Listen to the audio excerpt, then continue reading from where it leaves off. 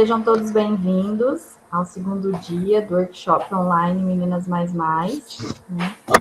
E a nossa vontade era de estar lá no anfiteatro do LAI, né, para a gente ficar todo mundo junto, discutir, conversar, mas infelizmente nós não podemos, então a gente se adaptou ao novo formato, esse formato online. Mas como a Raquel disse ontem, né, no início do workshop, que o fato de ser online, ele traz a possibilidade de outras pessoas participarem também. Então, pessoas de outras instituições, de outros lugares, que se fosse presencial não conseguiriam participar com a gente. Então, uma forma dessas pessoas conhecerem o nosso projeto, né, conhecer o que é Meninas Mais Mais e compartilhar com a gente também várias informações, vários conhecimentos. Espero que vocês estejam gostando. Ontem nós tivemos nosso primeiro dia, né? Eu, particularmente, achei a palestra de ontem fantástica, assim, eu gostei muito. Tenho certeza que a palestra de hoje será maravilhosa também, todos vocês irão gostar. E eu estou aqui mais para dar boas-vindas a todos vocês, agradecer a presença de vocês nesse workshop especial para nós, nosso primeiro workshop online. E eu vou passar a palavra agora para a Amanda, que ela vai explicar para vocês direitinho como que vai funcionar o dia de hoje. Então, um abraço para todos vocês. Então, gente, boa noite. Como a Adriana disse, eu vou explicar um pouquinho sobre a dinâmica do nosso workshop de hoje. Quem estava presente ontem já está ciente, mas eu vou recapitular um pouquinho para vocês. Nós vamos passar 2 formulários no chat. Um deles vai ser o formulário de perguntas. Todas as perguntas que todas as dúvidas que surgirem durante a palestra, vocês podem deixar no formulário que a gente vai estar fazendo para a palestrante no final. E o outro é o de presença, que vai servir para a gente gerar os certificados de vocês e tudo mais. E, além disso, ele vai servir para a gente fazer o nosso sorteio, que, como também foi dito ontem, ele vai ter 2 pré-requisitos. Tem que estar seguindo o Instagram do Meninas Mais Mais e tem que tirar um print ou uma foto da tela e marcar o Meninas Mais Mais no Instagram. E, então, é isso. A gente vai passar agora os formulários no chat.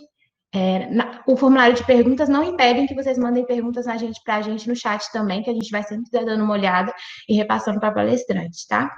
Então, agora eu vou passar a palavra para a nossa palestrante do dia, para a Larissa. Boa noite, Larissa. Oi, meninas. Oi a todos os participantes. Boa noite. Estou muito feliz com o convite. Aquela história, né? A primeira live a gente nesse e a minha primeira não poderia ser melhor, né? Com o projeto Meninas Mais Mais. E vou falar um pouquinho para vocês aí sobre a minha experiência na pós-graduação. Fiquem à vontade para enviar as perguntas, sanar todas as dúvidas a respeito. O que tiver ao meu alcance e eu puder compartilhar com vocês, vai ser um grande prazer. Então, o tema da palestra de hoje, né, é a minha experiência na graduação. E aí eu vou contar algumas coisas interessantes aí para vocês. Vou me apresentar, vou falar um porquê pós-graduação, como está a área de computação no Brasil voltada para a pós, um pouco sobre produção científica, vou falar também sobre mestrado, e eu divisei em 3 partes, antes, durante e depois. Então, vamos lá. Bom, quem sou eu? Então, para quem foi meu aluno, já me conhece, meu nome é Larissa Ferreira Rodrigues, nasci no dia 12 de março, um dia marcado pelos meus pais, eles sempre falam isso, que estavam ansiosos com a minha vinda, minha mãe principalmente, muito ter uma filha, e aí fui o presente dela, e do meu pai também. Aí passei toda a vida estudando em escola pública, não tive a oportunidade de cursar uma escola particular, e alguns fatos interessantes que eu acredito que vale a pena mencionar, mesmo que o nosso foco é a pós-graduação, eu acredito que tem toda uma bagagem antes. Eu sempre gostei muito de escola, achei muito interessante estudar, sempre fui aquela criança que queria ir para a escola. Um fato que foi quando eu estava na 6ª série, eu tive a oportunidade de fazer um trabalho de escola com um primo meu, e esse primo também conseguindo por mérito próprio, através de muito esforço, e ele me falou uma coisa que me chamou a atenção. Ele falou assim: Larissa, sempre leia muito. Independente de qual curso, qual carreira você pretende seguir, seja uma leitora árdua. E aí, eu aprimoro mais as minhas questões de leitura. E uma coisa que meus pais sempre me falaram, em especial a minha mãe, é que eu poderia ser tudo o que eu quisesse. O que você quiser ser, você pode, Larissa. Se você quiser ser médica, você pode. Se você quiser ser, você pode. Se você quiser trabalhar com computadores, você pode. Tudo bem. Então chegou o tempo de escolher uma graduação e eu não tinha pretensão de sair da minha cidade natal. Então eu fiz o Enem na época, não nenhum cursinho vestibular, então só com a bagagem de escola pública, não fiz cursinho preparado, prestei o Enem e aí eu tive a felicidade de ser aprovada em primeiro lugar no curso de Sistemas de Informação ampla concorrência. Nessa época ainda não tinha distribuição por cotas, não tinha nada disso. Fiquei muitíssimo feliz, mas ao mesmo tempo um pouco com medo, né? Porque é um curso novo, algo diferente. Olhei a grade, falei que coisa estranha, tem tantas matérias diferentes. Mas aí, por medo, e enfrentei o. E aí fiz toda a graduação. E algo que me aconteceu foi no primeiro período ainda. Eu até me lembro que quando os professores se apresentavam, eles contavam toda a formação acadêmica, os detalhes. Eu acho interessante esse negócio de mestrado e doutorado. Achei legal, porque até então todo mundo falava, se você faz sistemas, você vai ter que sair, você tem que ir embora, seguir emprego em São Paulo. Parecia que era uma coisa assim, fora do comum para o interior de Minas. E ainda no primeiro período, eu tive interesse por fazer monitoria e outras coisas que eu vou detalhar mais adiante. Fiz um mestrado na UFM, vou contar para vocês muita coisa sobre ele, e atualmente a minha área de pesquisa é processamento de imagens, visão computacional e aprendizado de máquina. E por que a pós-graduação? Eu escolhi a pós-graduação justamente porque eu tive esse no início do curso e eu quis aprofundar mais sobre isso. Eu quis entender o que é pesquisa, o que é ensino, o que é extensão. E um dos fatores, né, que contribuíram para eu querer ainda mais fazer um mestrado foi o convite que eu recebi na época da professora Raquel para ingressar no projeto Meninas Mais Mais. E aí eu ingressei no Meninas Mais Mais, foi uma experiência muito boa e também contribuiu para a minha decisão para cursar. E trouxe algumas diferenças para vocês, porque quando a gente fala pós-graduação, eu também tive essa dúvida. Eu ficava, o que é uma pós? Então, hoje no Brasil, a gente tem dois tipos de pós, que seria a lato sensu ou stricto sensu, que foi essa que eu optei. Então, quando você forma em sistemas de você pode fazer uma especialização, por exemplo, uma especialização em engenharia de software, uma especialização em ciência de dados, ou um MBA em ciência de dados. A diferença é que a pós-graduação lato sensu é fornecer um certificado. E, obrigatoriamente, no Brasil, esse tipo de especialização deve ter, no mínimo, 360 horas. Então, a título de curiosidade, a USP tem recentemente aí um curso de ciência de dados de 400 horas. Já a pós-graduação stricto sensu, ela fornece um diploma. E é diferente, para você se tornar mestre, você apresentar uma dissertação de mestrado. Geralmente, o mestrado ele tem duração de 2 anos. E um doutorado é um tempo de 4 anos, uma tese. E o que justifica virar doutor é justamente você trazer uma novidade, promover algo novo na área e esse fato ser digno, essa contribuição ser digna de um trabalho de doutorado e desse título. Bom, como está a computação no Brasil? Meu mestrado, como eu mencionei antes, ele foi na área de ciência da computação. E aí eu trouxe alguns dados para vocês. Esses dados foram retirados ontem do site da CAPES, que é o painel de informações quantitativas. Então, em azul, a gente tem as produções de dissertações desde 2013 até 2019. Em vermelho, a produção. Eu queria trazer dado, mas esse não foi possível. Era para a gente ver quantas dessas dissertações foram produzidas por mulheres. Infelizmente, dado o tempo, eu não consegui essa informação, mas se não existe, seria uma boa pesquisa aí para quem que investiga a presença feminina na computação. Então, aqui, quando eu recebi o título de mestre, que foi em 2018, a gente teve mais de 1.300 dissertações na computação no Brasil. Então, imagina, muita contribuição científica, muito trabalho sendo desenvolvido. E outro fato interessante, nós temos 10.072 dissertações produzidas de 2013 até 2019, de um montante de 429 mil, isso no todo o território nacional. Interessante, 40% das publicações da área de ciência da computação, dessas dissertações e teses, elas são originárias da região sudeste, especificamente São Paulo. Então, o maior polo de produções de teses e dissertações vem das universidades. Em seguida, tem Rio de Janeiro e logo após Minas Gerais. E sobre 2020, o ano da pandemia, infelizmente muitas coisas foram afetadas e, de igual forma, também afetou a produção científica, a produção de dissertações de mestrado, que é o foco da nossa apresentação de hoje. Então, até o momento, até a data que eu consultei, nós tínhamos 164 dissertações na área de computação que foram defendidas nesse ano de 2020. Parece um número pequeno em relação às 1.300 que foram produzidas anualmente desde 2013. Não é desanimador, porque pode ser que tenha trabalho aí que talvez esteja até contribuindo no combate à pandemia. E uma outra curiosidade aí para vocês é a produção científica. De acordo com um relatório que foi produzido pela CAPES, no ano de 2016, se eu não me engano, o Brasil era o 13º em produção científica no mundo. Em primeiro lugar, nós temos os Estados Unidos, logo a China. É interessante que quando a gente fala que o Brasil é o 13º em produção científica, nós estamos falando de produção de alto impacto. Então, esse mesmo relatório mostra qual é o impacto dessas produções brasileiras. Produções, elas são originárias de dissertações e de teses de doutorado. Bom, vamos para o que interessa, né? Mestrado, antes, durante e depois. Então, o que fazer se você pretende cursar mestrado, né? A primeira eu quero fazer mestrado. Muitos alunos têm essa dúvida, eu já conversei com muita gente que fala disso, olha, sei se eu faço mestrado, eu não sei se eu dou certo com isso. E aí vem uma lição, né? Nem tudo na vida é uma decisão definitiva. Você pode fazer o mestrado, mesmo que você não pretende seguir carreira acadêmica, não há problema nisso. Como foi o exemplo da palestrante de ontem, que foi para o mercado de trabalho.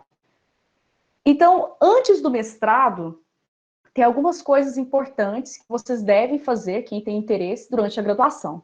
Não apenas para o mestrado, também para o mercado de trabalho. Porque, por exemplo, atividades de ensino. Se você tem facilidade com cálculo, facilidade com programação, facilidade até mesmo em outra área, você pode ser um monitor. Então, essa atividade de ensino, ela não precisa ser necessariamente remunerada. Você pode ser um monitor voluntário. Por que eu falo que é importante? Porque, geralmente, o mestrado acadêmico, ele vai te preparar para a área acadêmica. Não é restrito, mas é essa experiência no ensino. Então, durante a graduação, ainda no primeiro período, a professora Raquel me convidou, já no segundo. No primeiro período, eu tive essa vontade de, eu quero saber mais sobre o mestrado. No segundo período, eu fui convidada para mais. Aí tinha algumas questões que deveria esperar em relação à bolsa, o projeto ser aprovado. E nesse tempo, surgiu uma oportunidade de monitoria. E eu lembro que eu ingressei nessa monitoria, não tinha nada a ver com a área, mas eu escolhi porque, falei, vou escolher uma monitoria porque eu quero ver se é legal e eu quero uma matéria que eu preciso estudar. Então, embora eu seja de exatas, eu já dei monitoria de social, foi minha primeira experiência com monitoria. Então, foi, assim, uma experiência bem diferente, conheci outras áreas, conheci como que é a visão do pessoal humanas, e eu pude ver como que a exatas pode contribuir nessa área, foi bem legal. Então, foi uma monitoria, uma experiência, aí logo em seguida, ingressei no projeto. Depois, eu tive a oportunidade de dar outras 2 monitorias, felizmente, dentro da área de exatas. Então, eu fui monitora de programação de objetos, e depois eu fiz de matemática discreta. Amei participar de ambas, foi uma experiência muito boa, e assim, eu me sentia muito feliz, muito realizada dando monitoria.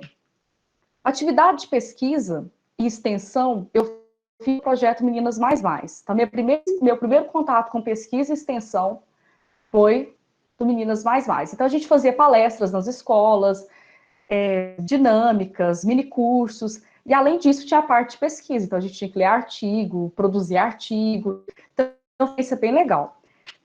Logo, Meninas Mais Mais, aí eu ingressei direto na área que hoje eu trabalho. Então, eu me interessei pela área de imagens e, desde então, não parei de pesquisar processamento de imagens e de máquina e visão computacional. Uma dica para quem ainda está na graduação, a maioria de vocês, né, que está pensando em mestrado, aproveite ao máximo todas as oportunidades. Seja um aluno que sempre quer ir além. Por exemplo, dentro das atividades de extensão, a gente pode citar o próprio coral, atividades esportivas, dentre tantas outras. Então, aproveite bem a situação, porque é um momento único. São uns 4, 5 anos que passam mais, assim, parece que está passando devagar, mas não está. É uma experiência única e você deve aproveitá-la bem. E dentro dessas 3 grandes vertentes, você também tem a oportunidade de fazer amizade, fazer contatos, então é bem interessante. Tem eventos. Eu também a empresa júnior, então era bem legal, você tinha contato com a parte de né, como que seria uma experiência dentro do mercado, então é bem legal.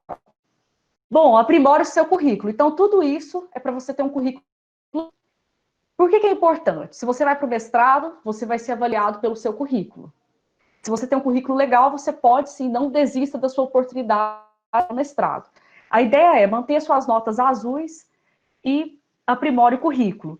Então, tudo isso que você fez durante a graduação, dando valor no seu currículo. Ah, não quero mestrado, quero mercado de trabalho. Eu já vi vários colegas relatando que no mercado de trabalho, durante uma entrevista de emprego, diferença ter participado de projeto de pesquisa, projeto de extensão, ter integrado a equipe de desenvolvimento da Júnior, dentre outras áreas. Vale a pena aproveitar essas oportunidades. O mercado olha isso e a pós-graduação olha nisso. Uma outra coisa é o pós-comp. Então, você fica os 4 anos da graduação, faz várias atividades, agrega o seu currículo, né? Participa de tudo, vai na Saxismo, é voluntário dos eventos, participa dos eventos do Meninas Mais Mais, e aí chega o momento do pós-comp. O que é o pós-comp? Né? O pós-comp, em simples palavras, é o Enem da pós-graduação. Tem prova? Tem. Mas a ideia do pós-comp é o quê?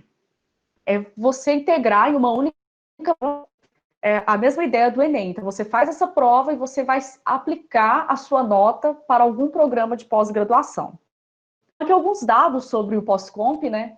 Ele atende mais de 60 mil alunos, tem 16 anos de existência, tem 37 programas de pós no Brasil que estão envolvidos, tem programas no exterior que também consideram a nota do pós-comp, programas em Portugal, em outros países também. Única. Então, quem está formando agora e pretende, é difícil você encontrar algum programa de pós-graduação que não considera a nota do pós-comp. Se não considera, falar que não é obrigatório. Se você tem essa nota, agrega ela também. Então, uma dica aí para vocês, o pós-comp ele vai abrir as inscrições no dia 13 e vai até o dia 23 de outubro. E esse ano a prova é deixada para o dia 6 de dezembro. Ainda não divulgaram, devido às questões da como vai funcionar. A experiência foi a seguinte, quando a gente está na reta final, né, então tinha alunos que queriam fazer o pós-comp, e aí a gente fez a prova na cidade de Uberlândia, a UFV Rio Paranaíba não oferece, ou é em Viçosa, ou em Belo Horizonte, a gente optou por Uberlândia, que era mais perto, e aí uma tarde, é tipo um Enem mesmo, de múltipla escolha, e aí tudo que você viu no curso cai nessa prova. O que é legal do pós-comp é que o nosso curso tem preparado bem os alunos. Eu senti isso quando eu fiz a prova. Somente um exemplo aí para vocês, quando eu fiz banco de dados, eu fui a professora Adriana e ela cobrava questões de pós-comp em prova. Quando eu cheguei no pós-comp, eu já tinha uma certa familiaridade com a prova. Fiquei para vocês. Baixe as provas anteriores, está tudo disponível no site da Sociedade Brasileira de Computação. Estude essas provas. E outra opção também, se você é um aluno super conectado, está sempre no celular, você baixa um aplicativo. Teve algumas instituições que no banco de questões, pega pós-comp e coloca no aplicativo. Então, uma boa forma de você treinar. Às vezes você está para algum lugar, você está de bobeira em casa, por que não estudar pelo aplicativo? Então, uma boa forma aí de trabalhar com as questões.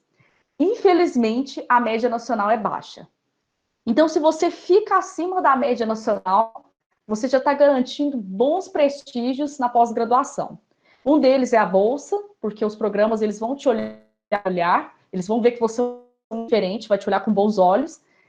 E essa média é uma 80 questões, e no ano passado, de acordo com o dado divulgado, a média ficou 29. Então, para vocês verem que é uma prova parece difícil, não. Acredito que os alunos que não se preparam tanto, porque é possível ficar acima da média. Então, estudem desde já, porque para o mestrado é importante. Uma coisa também é que essa prova tem validade de 2 anos. Então, se você fez o pós-comp esse ano, foi bem, o ano que vem você foi melhor ainda, você conta melhor. Então, mestrado para o ano que vem, quero para o próximo. Então, aproveita o pós-comp de 2020. E onde cursar a pós-graduação? Essa é outra decisão que você deve tomar, né? Porque os programas de mestrado e doutorado estão aí, disponíveis, tem muitas vagas, e falta gente boa para preencher essas vagas. Quando eu entrei, eu coloquei como critério que eu não gostaria de cursar mestrado fora de Minas Gerais. Eu queria ficar próximo de casa, então não queria ir para longe. E aí eu tentei que eu tentei o programa de pós-graduação em Ciência da Computação da Federal de Uberlândia e também da Universidade Federal de Viçosa, no campus Viçosa. E aí, no meu caso, eu tive a felicidade de passar nos dois. Então, quando eu estava sentada na UFO, eu estava recebendo resultado de aprovação na UFV. Meu resultado foi bom lá, eu passei em primeiro lugar em Uberlândia, em terceiro lugar em Viçosa, e optei por Viçosa porque eu pude realizar a pesquisa em Rio Paranaíba. Então, eu me desloquei para Viçosa durante um ano, que foi o tempo de cursar as disciplinas, e logo depois eu regressei para cursar a pesquisa, que meus orientadores estavam aqui no Rio Paranaíba. Mas é a critério de vocês. Para escolher onde após, você tem três coisas importantes, a quarta é um extra. Primeiro, escolher uma linha de pesquisa. Não adianta você se candidatar para um programa de mestrado que não tem a área que você deseja. E como descobrir essa linha de pesquisa? Você tem que tentar descobrir isso durante a graduação. No meu caso, eu tive a felicidade de descobrir isso ainda o TCC. Então, meu TCC ele foi direcionado para essa área, então eu já gostei, e eu já sabia que o meu mestrado também seria direcionado para essa área. Orientador, né? Não existe mestrado sem orientador, porque a orientação é importante, da mesma forma que você não faz TCC sem orientador. Mas uma dica aí para vocês, o orientador, ele tá só para orientar mesmo, pessoal. O mérito deve ser seu. A dedicação é sua. Você tem que tentar ser independente, tentar estudar por si só, tentar pesquisar por si só, porque o orientador ele vai estar como apoio. Então, uma dica para quem quer realmente cursar a pós-graduação, o mestrado, é tentar estabelecer um contato com esse orientador antes. Você visitou a página de um programa de pós-graduação, você gostou, tem a área que você quer, quem são os professores que podem te orientar? Por fim, eu estabeleça contatos. A pós-graduação vai te dar uma gama de oportunidades. E dentre elas está essa oportunidade de parcerias com outras áreas, parcerias com outros professores, parcerias com outros lugares. Essas três coisas principais, a linha de pesquisa, a instituição e quem será seu orientador. E o que fazer durante o mestrado? Cursar as disciplinas e fazer pesquisação, não é isso? Resumindo, sim, mas tem outras coisas. Então, quando eu entrei no mestrado, pensa, bagagem de graduação, 4 anos aí estudando direto. O mestrado, eu percebi que ele te traz uma maturidade, parece que você vê toda a 2 anos, em 1 ano, né? Porque é o tempo das disciplinas. Uma coisa que me surpreendeu quando eu entrei em Viçosa é que parecia que as matérias tinham pouco. Gente, mas estrutura de dados, com esse, eu fui entender que era uma jogada para você estudar até o meio da semana e depois dedicar em casa, dedicar na biblioteca, dedicar com um grupo de estudos, dedicar no laboratório. Vai aprimorar suas questões de ler mais. Então, é bem interessante. A parte de ensino, a oportunidade que eu tive durante o mestrado foi de ser estagiária em docência na disciplina de programação para alunos de engenharia, para alunos de física, de mecânica, lá de Viçosa. Então, todos os alunos da pós faziam esse estágio de docência. Eu achei muito legal. Então, foi uma experiência muito, aplicava prova. Aí, conforme o professor coordenador adquiria confiança, ele já te deixava responsável pela disciplina. Foi uma experiência muito gostosa. Quanto à pesquisa, eu sempre andava com um artigo na mão. Então, eu estava no RU, eu estava lendo o artigo. Então, a parte de pesquisa, ela exige bastante. Então, uma coisa legal que eu fiz durante o mestrado foi que ainda no primeiro período de mestrado, eu consegui fazer um artigo, consegui publicar um resultado da minha dissertação. Isso foi um fato muito legal. porque eu me senti mais motivada, me senti mais empenhada, e eu gosto de pesquisar. Fiz a escolha certa, estou realizada. Tem desafios? Tem. É difícil disciplina? É. E aí foi muito bom. E quanto às atividades de extensão, a própria universidade oferece várias coisas, e lá em Viçosa eu tive a oportunidade de fazer um curso presencial de inglês. Aqui no campus ainda não tem, mas lá tinha. E eu achei super legal, era no horário de almoço, então a gente almoçava e já ia direto para esse curso de inglês. Foi uma experiência muito boa também. Outra coisa que tem durante o mestrado, principalmente nesse curso de inglês eu vi isso, é a internacionalização. A pós-graduação te oferece isso. Você vai ter contato com alunos de todo mundo, alunos de outros lugares. Era muito comum você ter contato com alunos da América Latina. Então, tinha aluno da Colômbia, aluno do Panamá, dentre outros países. Então, estabelecer esse contato e, quem sabe, aprimorar um novo idioma com eles, porque muitos estavam interessados no inglês e também no português. Então, era legal a gente fazer essa troca de experiência. É muito interessante. Um pouquinho do meu mestrado na UFV, agora é um momento legal, descontraído. Essa foto, que está com a legenda primeiro período do mestrado, eu fiz ela antes de... Era uma aula de manhã, e esse era o trajeto. Então, eu pegava a reta da UFV e passava no prédio principal. Esse que é o cartão postal da UFV, o prédio Arthur Bernardes. E eu fiz esse registro. Achei bem legal, era o primeiro período, então valia a pena registrar. E não chovia, essa era a visão que eu tinha. Era uma paisagem muito bonita. Também foi um registro de final de tarde na UFV. E depois, como a vida não era só estudar, como eu gostava muito de música, eu achei super legal conhecer esse ambiente. Tinha um piano muito bom, achei muito legal. Terminei as matérias, vim para o CRP. Então, essa foto aí, pesquisa na UFRP, é um registro aqui no laboratório de sistemas de informação. Eu estava executando alguns experimentos. Esse outro registro foi o dia da defesa. Embora não era pandemia, minha defesa foi remota. E defendi a defesa, tá? E alguns familiares e amigos que prestigiaram esse evento. Foi um momento muito bom, muito gratificante e muito realizado. Então, alguns registros que resumam aí, que fazem um resumo pela UFV Viçosa, cursando mestrado.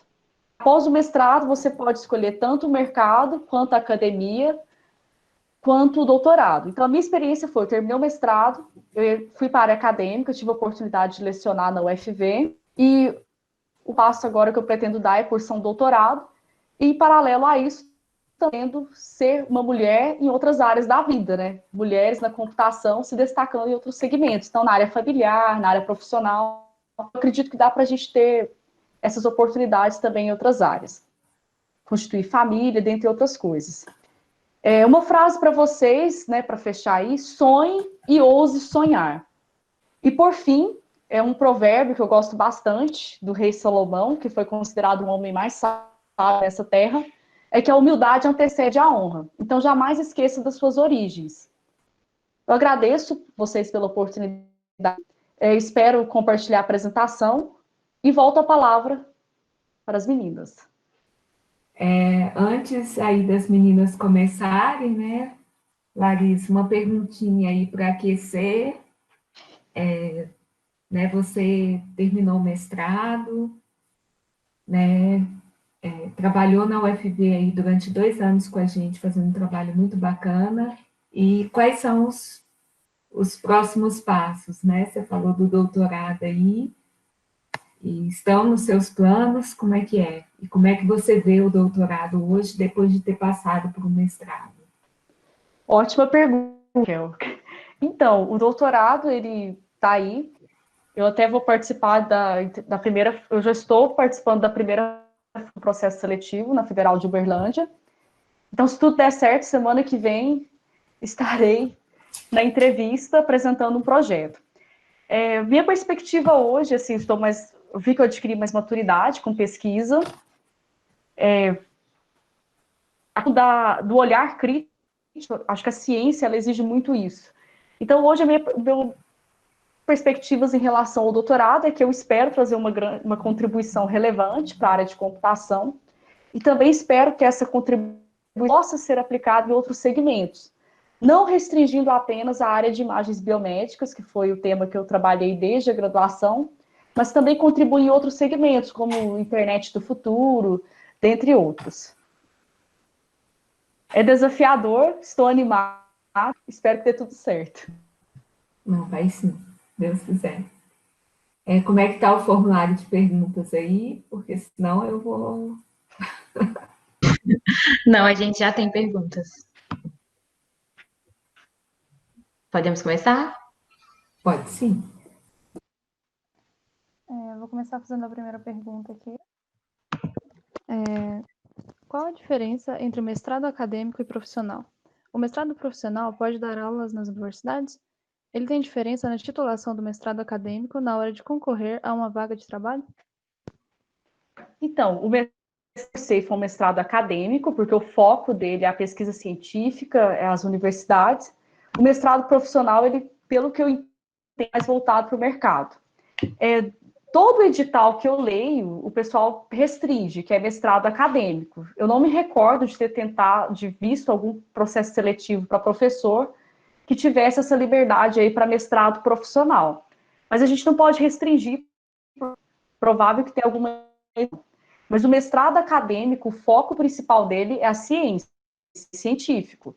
Então, a ideia dele é formar um profissional que esteja apto a lecionar, a realizar atividades de pesquisa e também atividades. Quanto ao profissional, assim, quando eu não tive interesse em cursá-lo, então nem consigo detalhar tanto. Mas pelo que eu já vi o pessoal falando, ele é mais voltado para a área de mercado.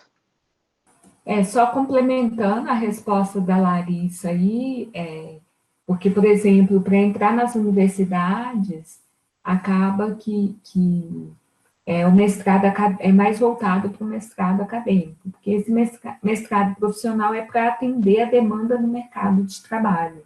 Tanto é que ele é um mestrado que tem uma duração de tempo menor, né, e ele tem algumas restrições. Então, se o seu interesse, assim, falar, poxa, eu ainda não sei se eu vou para o mercado, se eu vou para a academia, então, né, a sugestão é ir para a linha do mercado, do mestrado acadêmico. Isso, eu concordo com a professora Raquel. Se você está em dúvida, se não sabe se quer o mercado, vai para o acadêmico. Por quê? Se tudo der errado, se você não quer dar aula, não quero isso, quero o mercado, você pode trabalhar tranquilamente. E outra coisa também, em relação, dependendo da área que você escolhe, como, por exemplo, ciência da área que está muito em alta, lá tem uma exigência de que você tenha uma pós-graduação. Então, ou um mestrado, ou um doutorado, dependendo da empresa que você tenta, você pode exigir até um certo grau maior. Então, pode exigir um doutorado naquela área específica. Então, na dúvida, é o acadêmico. Exato. Próxima pergunta. Podemos reaproveitar a linha de pesquisa do TCC para poder se inscrever na linha de pesquisa do mestrado? Porque você já está familiarizado com o tema. Uma coisa que o programa de mestrado vai te pedir é você fazer uma carta de motivação, né? Qual a motivação? O que você espera desse mestrado? Então, é legal você escolher, se você pretende continuar na linha do TCC, você vai ter mais facilidade para escrever sobre esse tema. Mas você não está limitado a ele. Porque no mestrado você vai ver que vai gerar um amadurecimento, você vai conhecer quais são os gaps naquela área, pode investigar em cima dele. É exigido a nota do TOEFL para fazer a pós-graduação? Outra exigência que depende do programa de pós-graduação. Então, você tem que ficar bem atento ao edital que você está tentando. Vou contar para vocês sobre o programa que eu fiz, que foi o de Viçosa. Lá, não o TOEFL ITP, a esquerda aqui do campus, vocês devem ter feito prova já. Não é esse TOEFL. Você vai provar o TOEFL, tem que ser o IBT. Ou faz uma prova de proficiência, que é oferecida pelo Instituto de Letras, que fornece essa prova. Então, no meu caso, eu fiz essa prova, foi tranquilo, consegui passar, provei a proficiência em inglês. Mas em outros programas, como, por exemplo, da Universidade Federal de Uberlândia, que eu já tive a oportunidade de ler o edital, exige uma nota específica no TOEFL ITP. Então, depende, você tem que ler bem o edital. Exige 450, 470, 500, qual é a nota que esse programa exige?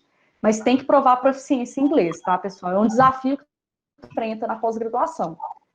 Mas não é impossível de superar, eu superei ele, então vocês também vão superar tranquilamente. Então, você acabou de responder uma outra pergunta que era se para ingressar no mestrado é exigido conhecimento de outro idioma. Então, da questão aí que vale a aplicar, né? Você não já mostra essa nota quando você vai, não, tá, pessoal? Vocês têm um tempo para se preparar. Então, no caso de Viçosa, eu tinha eu acho que era até o primeiro ano do mestrado, tinha um período específico, que eu deveria provar essa proficiência. No doutorado, eu sei que é um tempo diferente, é um tempo maior. Então, dá um tempo específico, aí eu aproveitei já no primeiro período. Eu tinha acabado de chegar em Viçosa e já participei dessa prova de proficiência, certo. Então, ingressou, já procura saber sobre isso, qual é a nota mínima para você conseguir, para você ganhar o título de mestre. Sem essa nota, você pode defender a dissertação ou não. E mesmo defendendo, não vira mestre. Pessoal, como a Larissa falou, isso depende muito do programa, né? Eu fiz o meu mestrado na Unicamp, e quando eu fiz, eu tive que fazer um teste de inglês uma semana antes de eu defender meu mestrado. Então, a dica e no doutorado da USP, eu já tive que apresentar uma nota com 1 ano e meio. Então, é muito importante que quando vocês, né, quem for se candidatar ao mestrado aí, dá uma lida no edital com calma para ver como é que funciona. Mas, assim, não se assustem com a prova de inglês, né? Existem vários programas aí e todas as pessoas que eu conheço que ingressaram aí nunca não completaram o mestrado ou o doutorado por causa dessa prova de proficiência, né? Então, dá para fazer e dá para passar mesmo se você não tiver um alto nível de inglês. Isso não é para ser um obstáculo. Lógico que se você chegar lá e não souber nada e for chutar as questões todas, aí não tem jeito. Mas se você estiver esforçando, porque não tem jeito. Na pós, a gente acaba tendo que ler muito artigo em inglês e, sem querer, a gente acaba desenvolvendo essa proficiência. E uma coisa que eu percebi também é que se você não sabe o idioma, mesmo porque provar a proficiência, no caso do mestrado, ela é fácil. É uma proficiência de leitura, escrita, não é uma coisa muito desafiadora. Mas assim, eu percebi, com a pouca experiência que eu tive nesses 2 anos de mestrado, que se você não tem habilidade no inglês, você acaba pesquisador excluído. Não vai se destacar na área. Por quê? Como vocês viram, as maiores publicações de onde? Estados Unidos e China e Reino Unido. Então, para a gente conseguir acompanhar, tem que estar familiarizado com o idioma. E não é uma coisa impossível, tá, gente? Não é uma coisa impossível. A pessoa não tem que ter uma nota alta. Vamos lembrar da palestra da Silvia ontem. A gente não tem que atender 100% dos requisitos para poder se candidatar. Eu acho que, né, como eu falei, eu nunca ouvi ninguém não conseguir concluir um mestrado, um doutorado, uma pós, por causa do exame de proficiência.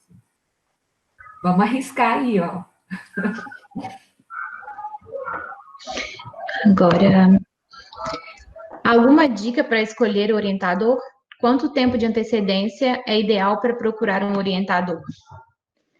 Então, na minha experiência, eu procurei o orientador antes de tentar o processo seletivo, né? Então, quando está nessa recurso, que você começa a pegar recomendação, não mencionei durante a palestra, mas a gente pega cartas, cada tem uma regra específica, e aí eu tentei estabelecer um contato, enviando um e-mail.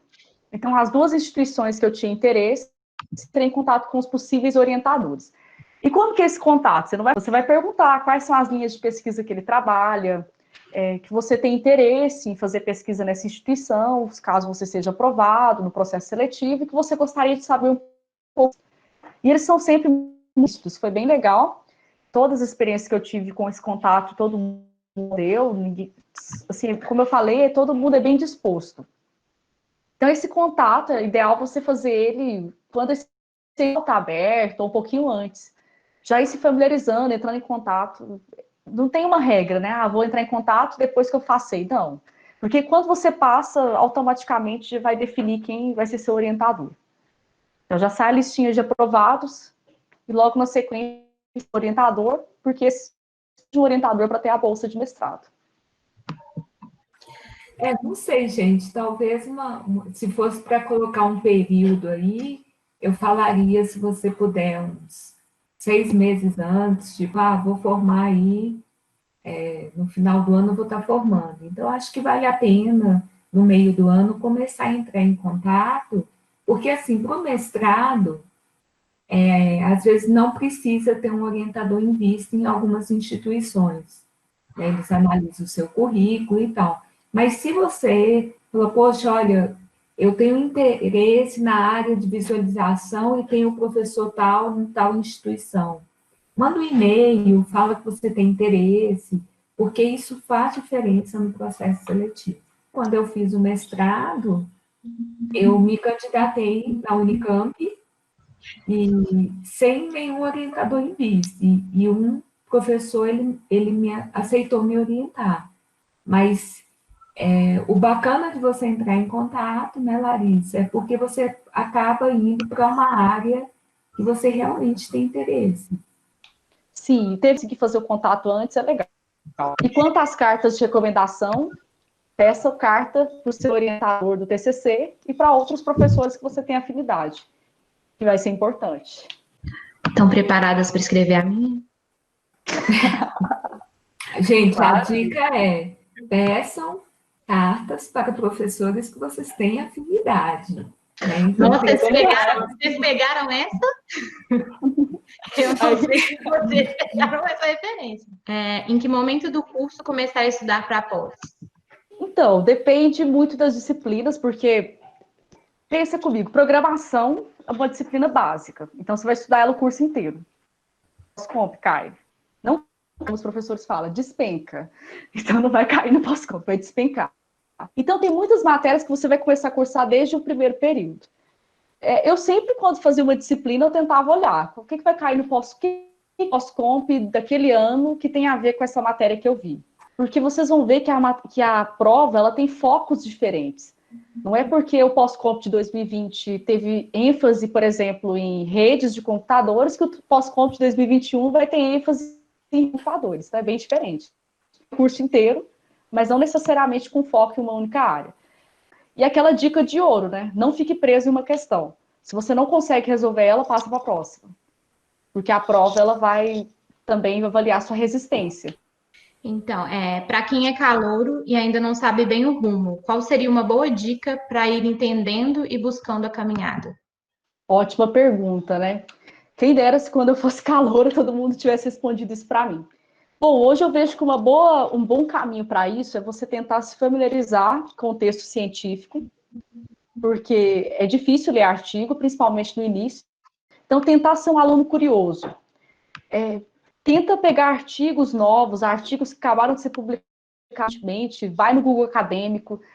Olha, aproveita agora o cenário da pandemia. Se você abrir o Google Acadêmico, você vai ver que tem dezenas de revistas relevantes que estão com acesso aberto. E é nessas revistas que está saindo as melhores contribuições. Então, tenta olhar revistas de impacto, tentar ler esses trabalhos e ser um aluno curioso. Não fica preso apenas a ler o artigo também. Tenta pesquisar o tema em fontes. Tenta ver quais temas daquela área que você pode aprender a implementar. Uma coisa que acontece quando a gente é calouro, que a gente tem mania de gostar de tudo. Mas eu sempre, assim, depois eu fui entendendo que é mais fácil eu saber o que eu não quero do que aquilo que eu quero. Então, começa a selecionar. O que você não gostou. Não é porque você é da computação que você tem que gostar de tudo. Então, a partir do momento que você filtra o que você não gosta, começa a se dedicar àquelas outras áreas que você gostou e que pode ser os campos de pesquisa que você pode trabalhar no futuro. Então, pessoal, a gente ainda tem algumas perguntas, mas são todas muito similares, então acredito que já foram todas respondidas. Eu gostaria de aproveitar para agradecer a palestrante de hoje por ter aceito o nosso convite e por partilhar com a gente suas vivências na graduação e mestrado. É sempre um prazer ouvir experiências de uma mulher que está inserida em nosso meio, e principalmente para nós, do Projeto Meninas Mais Mais. Fez parte do projeto enquanto aluna e faz parte do projeto enquanto professora. E eu tenho certeza que motivou a todos que estão aqui hoje. Muito obrigada, professora Larissa. Eu que agradeço pelo convite. Eu fico muito feliz em saber que estou inspirando vocês e que juntos, né, possamos construir coisas grandes, coisas relevantes e deixar a nossa marca no mundo, porque a nossa vida ela é tão passageira, assim como a neblina que logo se dissipa, também é a nossa vida. Então, aproveite cada momento, aproveite a oportunidade que você tem. Se você tem vontade de fazer um mestrado, ou até mesmo do mercado, faça aquele momento, oportunidade única. E principalmente nós, mulheres, né, possamos aproveitar bem a oportunidade de ser mulheres honradas, que se destacam, mulheres que fazem a diferença no mundo e que inspiram outras mulheres. Um grande abraço para todos vocês.